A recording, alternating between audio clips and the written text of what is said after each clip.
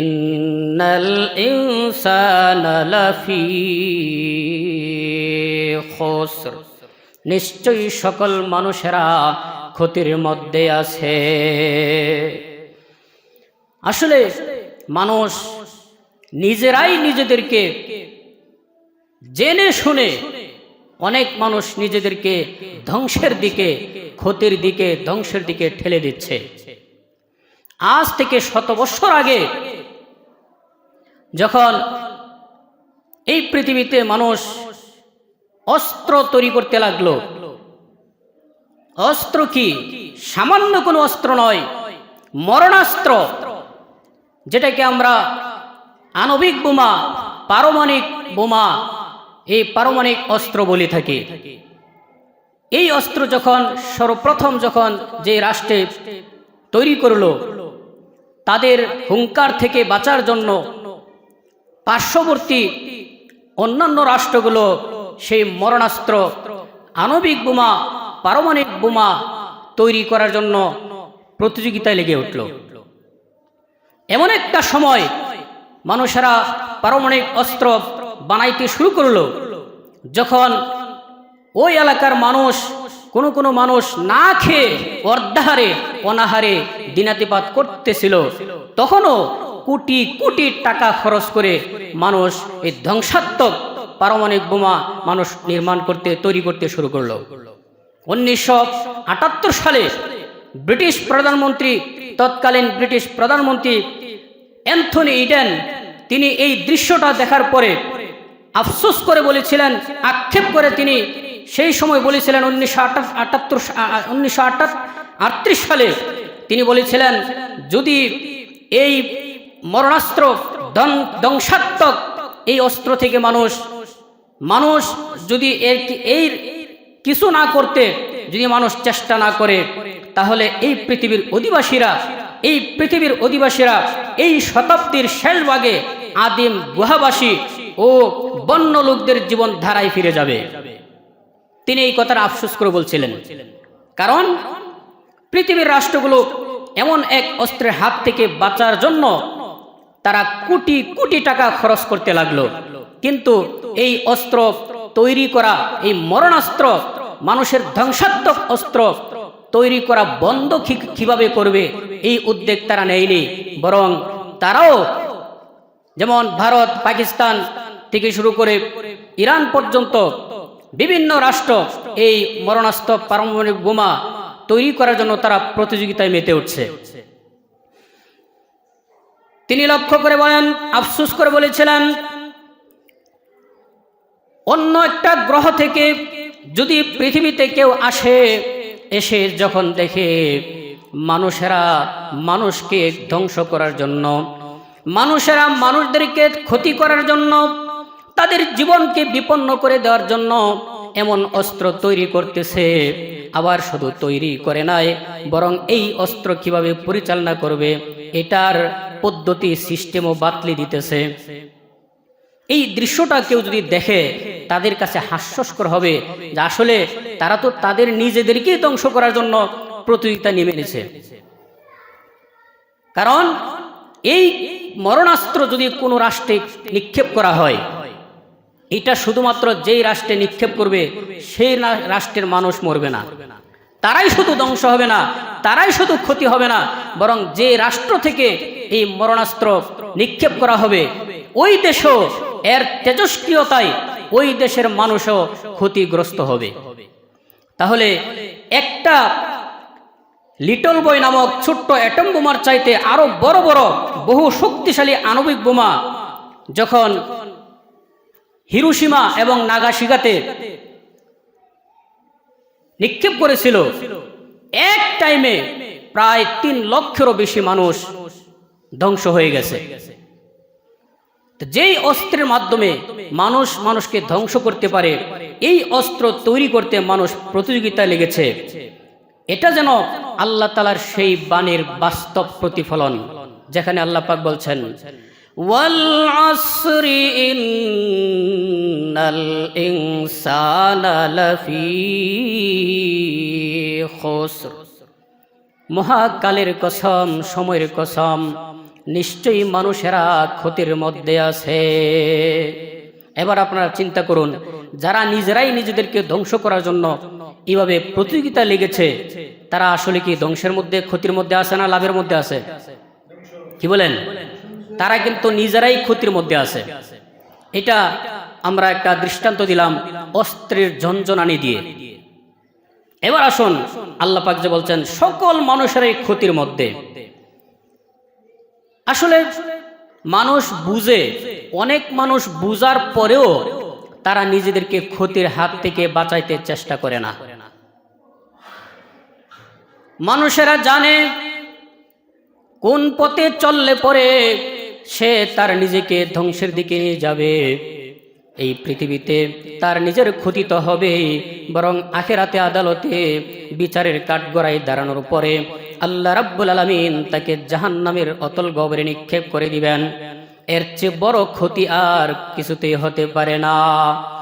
যেই সময় মানুষেরা অস্ত্রের ঝনঝনানি দিয়ে মানুষেরা একজন মানুষকে আরেকজন ক্ষতি করার প্রতিযোগিতায় নেমেছিল, ওই সময় মানব দরদি বিশ্বনবী মুহাম্মদুর রাসূলুল্লাহ সাল্লাল্লাহু আলাইহি সাল্লাম উদাত্ত কণ্ঠে সমস্ত মানুষকে লক্ষ্য করে বলেছিলেন, আনা আখিযুম বিহুজাজিকুম আনিন নার।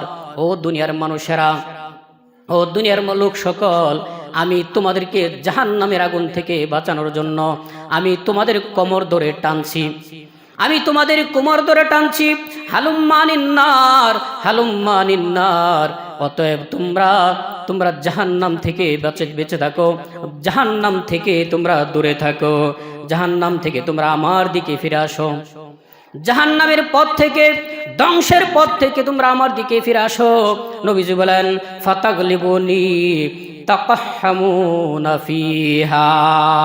এরপর দেখা যায় আমি নবীকে পরাস্ত করে তোমরা জাহান্নামের দিকে ঢুকে পড়ছো। চিন্তা করেন, নবীজি ডাক দিচ্ছেন জাহান্নাম থেকে বাঁচার জন্য। নবীজি নিজেই বলতেছেন, তোমরা আমাকে পরাস্ত করে, আমার কথাকে অগ্রাহ্য করে তোমরা জাহান্নামের দিকে দৌড়াচ্ছ। আরেক হাদিসে নবীজি বলেন, ওয়া ইন্নী আনান নাযীরুল উরিয়ান। ও দুনিয়ার মানুষরা, আমি তোমাদেরকে শত্রু বাহিনী থেকে ভয় প্রদর্শনকারী, নগ্ন সতর্ককারীর মতো। ফান্নাজা ও ফান্নাজা। অতএব তোমরা জাহান্নাম থেকে মুক্তি লাভ করো, জাহান্নাম থেকে মুক্তি লাভ করো। জোরে বলেন নাউজুবিল্লাহ।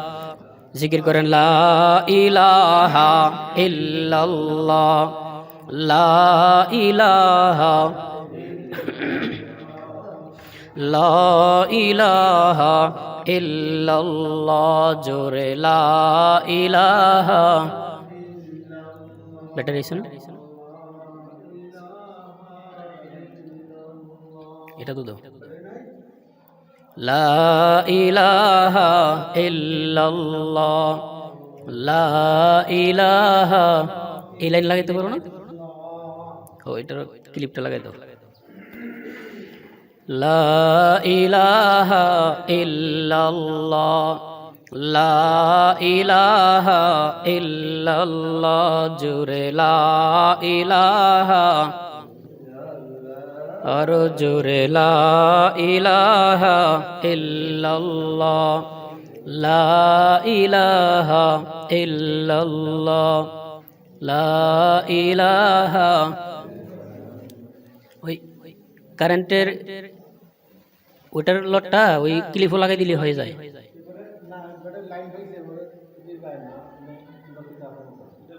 ওপরেরটা হয়েছে?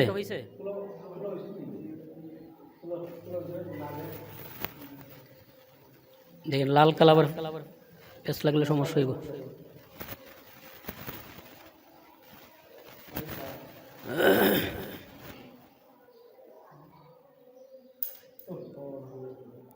লা ইলাহা ইল্লাল্লাহ, লা ইলাহা ইল্লাল্লাহ, লা ইলাহা ইল্লাল্লাহ, লা ইলাহা ইল্লাল্লাহ, লা ইলাহা ইল্লাল্লাহ, লা ইলাহা, লা ইলাহা। মধুর বাণী শোনালেন যিনি, মধুর বাণী শোনালেন যিনি, তিনি মোদের রসূল আল্লাহ। লা ইলাহা, লা ইলাহা, লা ইলাহা ইল্লাল্লাহ, লা ইলাহা, লা ইলাহা, লা ইলাহা ইল্লাল্লাহ, লা ইলাহা। তাক না হইলে বাদ দিলাম। লা ইলাহা ইল্লাল্লাহ, লা ইলাহা, লা ইলাহা ইল্লাল্লাহ, লা ইলাহা, লা ইলাহা ইল্লাল্লাহ মুহাম্মাদুর রাসূলুল্লাহ সাল্লাল্লাহু আলাইহি ওয়াসাল্লাম। মানুষেরা নিজেরা নিজেদের ক্ষতি করার জন্য প্রতিযোগিতায় লেগেছে। কিভাবে যে মানুষের নিজেকে নিজে ধ্বংস করছে এটা অনেকে বুঝতে পারছে, বুঝার পরেও তারা শুধু ধ্বংসের দিকে আগাচ্ছে। নবীজি বলেন, আমি নগ্ন সতর্কতাকারীর মতো আমি তোমাদেরকে সতর্ক করছি, জাহান্নাম থেকে তোমরা আমার দিকে ধাবিত হও, জাহান্নামের দিকে যাবে না। এরপরও দেখা যায় মানুষ শুধু জাহান্নামের দিকে যাচ্ছে, ধ্বংসের দিকে যাচ্ছে। এখানে নবীজি যে শব্দটা প্রয়োগ করেছেন যে নগ্ন সতর্ককারী, এটা এত গুরুত্বপূর্ণ দিয়ে নবীজি আমাদেরকে সতর্ক করেছেন। একটা ঘরের মধ্যে যদি আগুন লাগে, আগুন লাগার পরে দেখা যাবে আপনার সন্তান যদি ঘরের ভিতরে থাকে, তখন আপনি আপনার সন্তানকে বের করার জন্য, ঘর থেকে বের করার জন্য এমন পাগল পারা হয়ে যাবেন, তখন আপনার পরনে কাপড় আছে না নাই এই দিকে আপনার খেয়াল থাকবে না, কারণ আপনি আপনার সন্তানকে বাঁচানোর জন্য আপ্রাণ চেষ্টা করবেন। বলেন ঠিক কিনা? তো নবীজিও তার উম্মতকে সতর্ক করার জন্য এমন ভাবে চেষ্টা করেছেন, এমন বাণী আমাদের কাছে উপহার দিয়ে গেছেন, যেই বাণী উপহার দিয়ে গেছেন, এমন বাণী উপহার দিয়ে গেছেন যে আমরা যাতে জাহান্নাম থেকে, ক্ষতির হাত থেকে, ধ্বংসের হাত থেকে বাঁচি। কিন্তু মানুষেরা ক্ষতির হাত থেকে কিভাবে বাঁচবে জানা বোঝার পরেও তারা যেই পথে ক্ষতি, যেইভাবে চললে পরে তারা ধ্বংসের দিকে নেমে যায়, ধ্বংসের পথে তারা চলে যায়, ওই দিকে শুধু পা বাড়ায়। আপনি যদি শুধুমাত্র নামাজের কথা চিন্তা করেন, সারা রাত ঘুমাইলেন, ঘুম থেকে উঠে আপনাকে ফজর নামাজ পড়তে হবে, এই কথাটা কোন মানুষ, কোন মুসলমান জানে না? সবাইকে জানে কি জানে না? বলেন, জানে না? সবাই জানে। আমি যদি ফজর নামাজ পড়তে না পারি, এক ওয়াক্ত নামাজ না পড়লে আমাকে কয় বছর আগুনের, দুজখের আগুনে জ্বলতে হবে। আমি নিজেকে ধ্বংস করে দিলাম। সকল মানুষেরা বুঝে, বুঝার পরে যেহেতু ওই মানুষগুলো নিজেকে ধ্বংসের হাত থেকে বাঁচানোর কোনো চেষ্টা করে না, আল্লাহ পাক ওই জাতীয় মানুষগুলোর ব্যাপারে কসম করে বলেছেন, ইন্নাল ইনসানা লাফি খুসর, নিশ্চয়ই এই জাতীয় সকল মানুষেরাই ক্ষতির মধ্যে আছে। বুঝে কিন্তু এই বুঝার পথে চলে না, শুনে, সত্য কথা শুনে, কিন্তু এই শোনা কোনো কাজে লাগায় না। চোখ দিয়া সত্য দেখে, কিন্তু দেখার পরও সে না দেখার ভান করে। এই সমস্ত মানুষেরা ক্ষতির মধ্যে না লাভের মধ্যে? জুড়ে বলেন। ক্ষতির মধ্যে, তখন তাদের অবস্থাটা কি হবে দেখুন।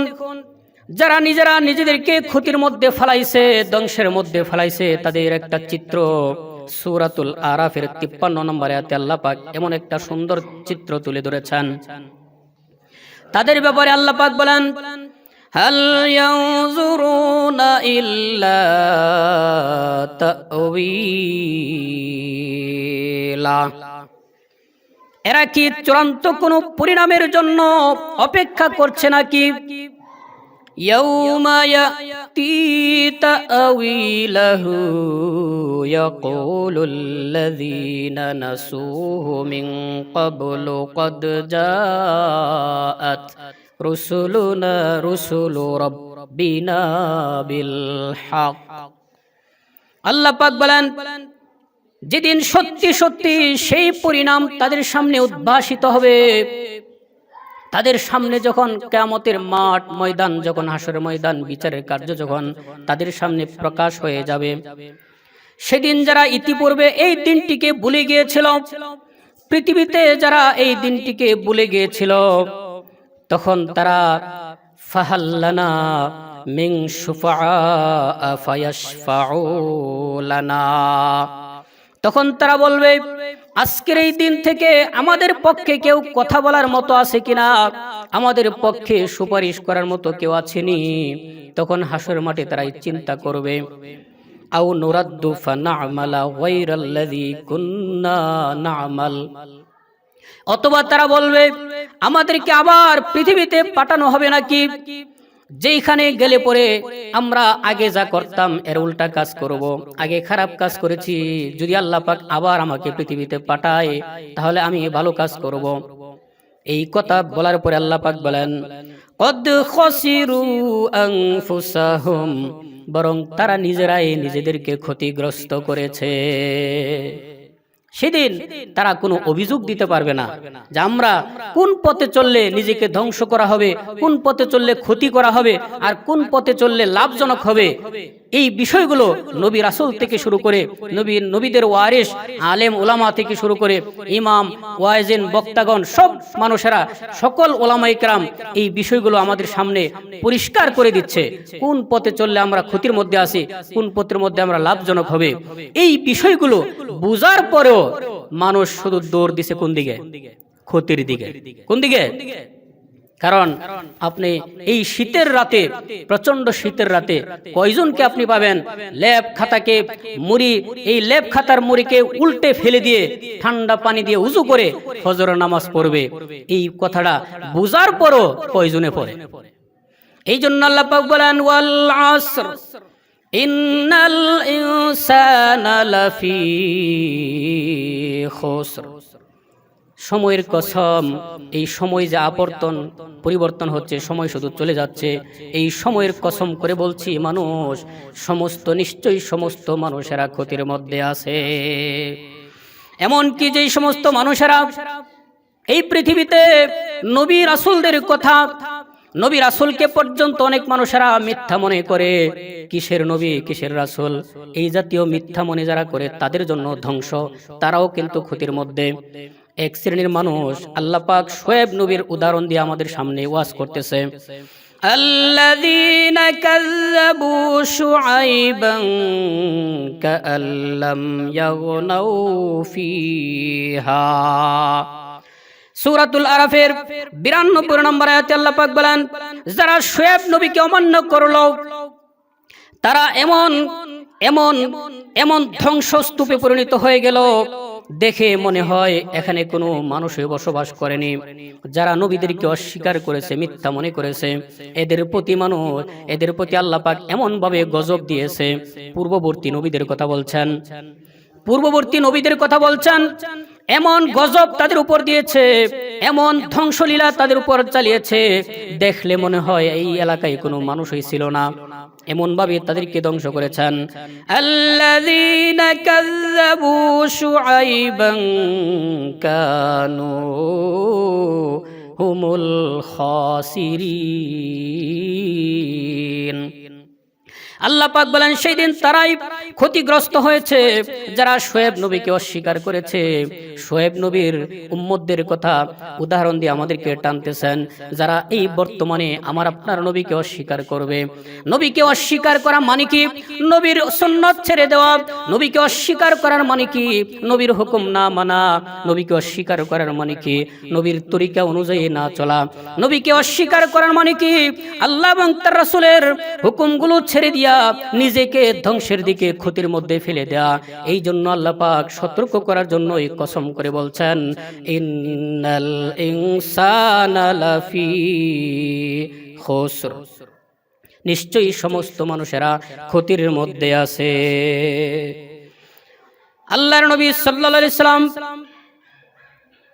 একদিন সাহাবায়ে কিরামকে বললেন, ও আমার সাহাবেরা, তোমরা বলো দেখি দেউলিয়া কাকে বলে?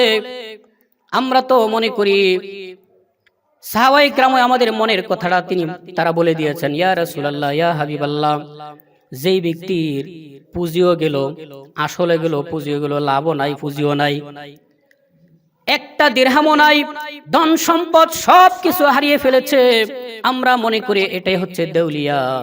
নবীজি বললেন, না রে না, ও আমার উম্মতেরা, দেউলিয়া হচ্ছে ওই ব্যক্তি যেই ব্যক্তি নামাজ আছে, রোজা আছে, তাসবিহ তাহলিল হজ জাকাত সব আছে, কিন্তু আবার সে মানুষের হক নষ্ট করেছে। পাওনাদারেরা যখন আল্লাহ পাক তাকে জান্নাতের পথের কথা বলবে, হে আমার বান্দা তুমি জান্নাতে যাও, রাস্তার মধ্যে দাঁড়ায় থাকবে রিকশাওয়ালা আটকাই দিবে পথ। দুনিয়াতে আপনি যার সম্পদ আপনি কামাই করে অন্যায়ভাবে আত্মসাৎ করেছেন, ওই ব্যক্তি আপনার সামনে এসে দাঁড়িয়ে যাবে। আপনি অন্যায়ভাবে কারো মাথায় আঘাত করছেন, ওই ব্যক্তি আপনার সামনে দাঁড়িয়ে যাবে। আপনি অন্যায়ভাবে জেল জুলুম, অন্যায়ভাবে মিথ্যা সাক্ষী দিয়ে আপনি একজনকে ফাঁসি দিয়েছেন, ওই ব্যক্তি আপনার সামনে দাঁড়াবে। এইভাবে দুনিয়াতে যত জুলুম নির্যাতন রয়েছে, প্রত্যেকটা মানুষ, নির্যাতিত মানুষ আপনার সামনে দাঁড়িয়ে যাবে। তখন আপনার জন্য আপনার সামনে কোনো, আপনার পকেটে কোনো টাকা নাই, দিরহাম নাই, আপনাকে সওয়াব দিতে হবে। যে যেটা দাবি করবে ওই পরিমাণ নেক আমল আপনাকে দিয়ে দেওয়া হবে। দিতে দিতে নবীজি বলেন, দিতে দিতে এক পর্যায়ে তার নেক আমল শেষ হয়ে যাবে, আরো মানুষ আসবে, পাওনাদাররা আরো আসবে। তখন আল্লাহ পাকের পক্ষ থেকে বলা হবে, তার যেহেতু নেক আমল শেষ, তোমাদের গুনাহগুলো তার মাথায় বোঝা করে দাও। এইভাবে বোঝা করে দিতে থাকবে। অবশেষে জান্নাতি লোকটা জাহান্নামী হয়ে যাবে। এই লোকটাকে বলা হয় দেউলিয়া। ইন্নাল ইনসানা লাফি খুসর, মানুষ কত ভাবে যে ক্ষতির মধ্যে আছে, আমরা একটু চিন্তা করলেই বুঝতে পারবো। এই জন্য এই ক্ষতির হাত থেকে বাঁচার চিন্তা আমাদের করা দরকার আছে না নাই?